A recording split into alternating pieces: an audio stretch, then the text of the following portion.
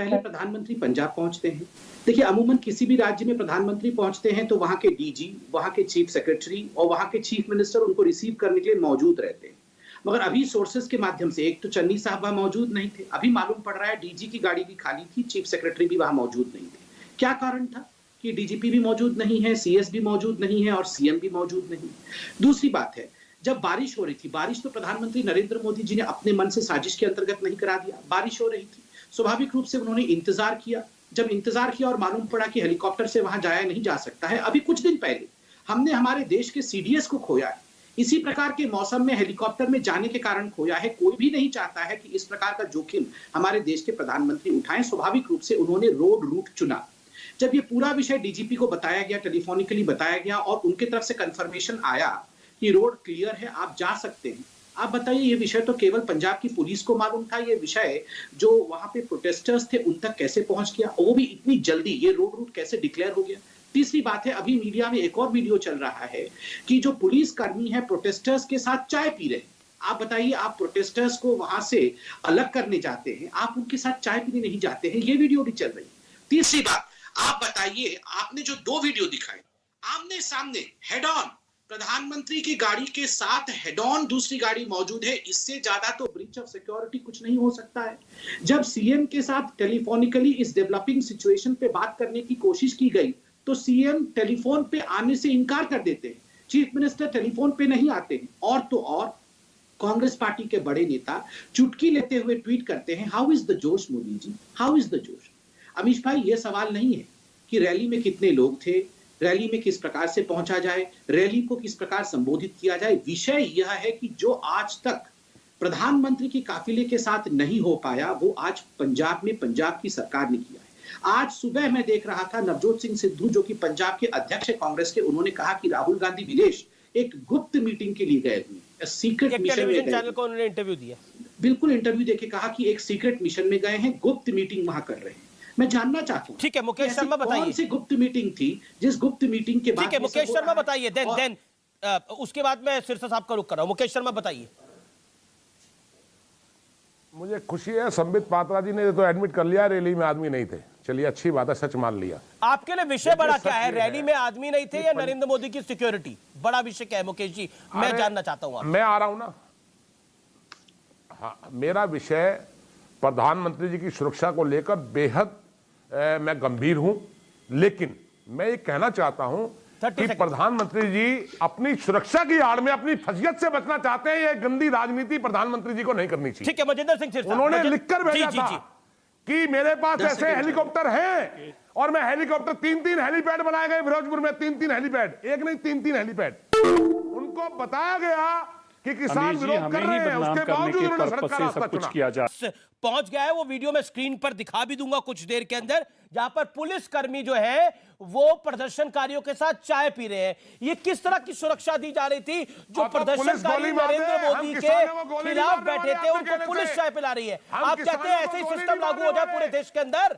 आप चाहते हैं ऐसे ही सिस्टम लागू हो जाए पूरे देश के अंदर? सोचिए फिर बीजेपी शासित राज्य कितने हैं। अगर आप ये चाह रहे हैं, देखिए नरेंद्र मोदी से बड़ी अहमियत इस देश के प्रधानमंत्री की है। आप नरेंद्र मोदी से नफरत कर सकते हैं, लेकिन नरेंद्र मोदी इस देश के प्रधानमंत्री हैं। नरेंद्र मोदी इस देश के प्रधानमंत्री हैं। उनकी सुरक्षा में चूक, यानी इस देश के 130 करोड़ लोगों की सुरक्षा में चूक है।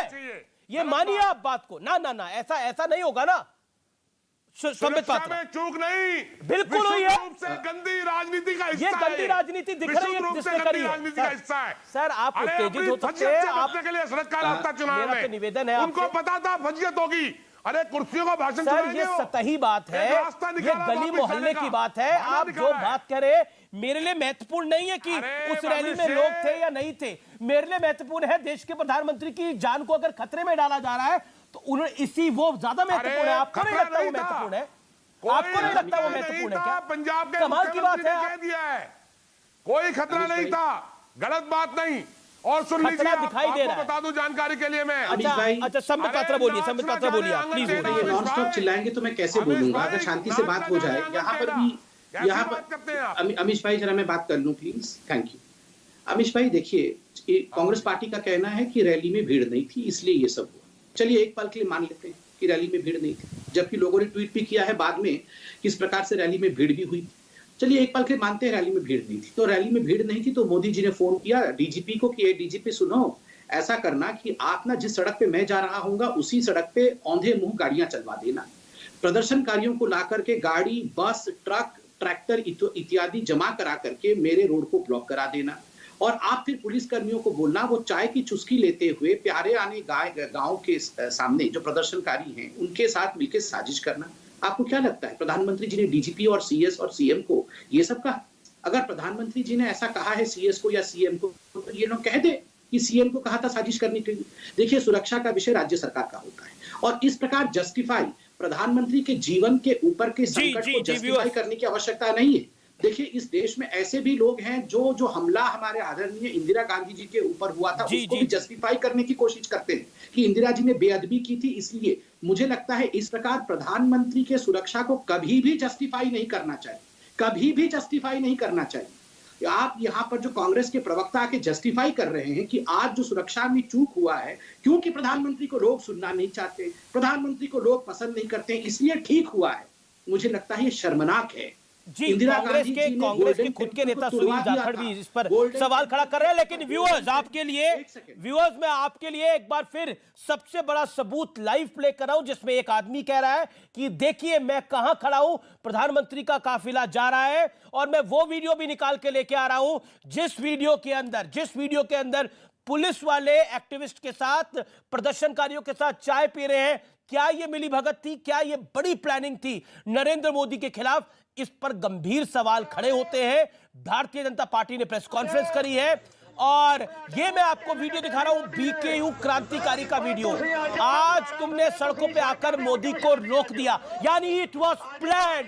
अनदर वीडियो व्यूअर्स जो कि प्रूव करता है इस बात को, ये सब कुछ प्लान था, सब कुछ पता था, इसीलिए मुख्यमंत्री नहीं पहुंचे, इसीलिए वहां पर डीजीपी नहीं पहुंचे प्रधानमंत्री को रिसीव करने के लिए, चीफ सेक्रेटरी नहीं पहुंचे रिसीव करने के लिए। क्या ये सब कुछ प्लान था? ये कड़ियां अपने आप में जुड़ती है।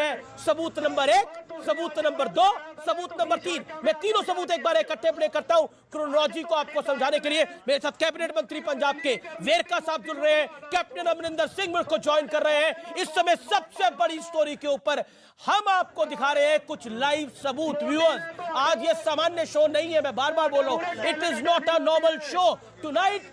आज हम आपको दिखा रहे हैं कितना बड़ा सबूत, किस तरह से नरेंद्र मोदी के काफिले को रोका गया स्टोन थ्रोइंग डिस्टेंस पे।